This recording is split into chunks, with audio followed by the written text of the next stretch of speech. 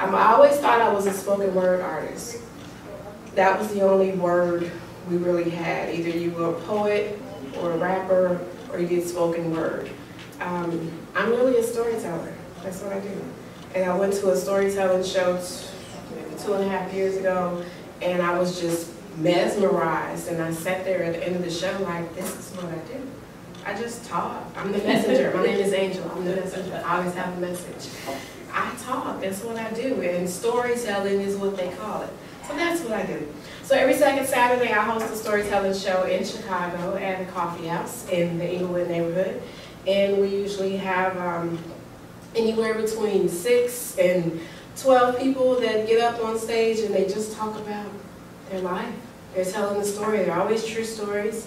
They're usually very funny, but it's not all comedy. Sometimes they're really sad, and people are just sharing their life experiences. And we talked about the power of doing that. So this class was designed for anyone who takes the stage. So whether you are a poet, an actress, and you do monologues, and you have to audition for pieces, if you're on stage during any kind of literary arts, dramatic readings, reading from books, it's for anyone who takes the stage. That's really what it's for. So it's about making your story live. It's called the living word. And yesterday we talked about the 7 keys to making your story live. So I'll give you just a quick rundown. So the first key was confidence. And that was confidence in yourself.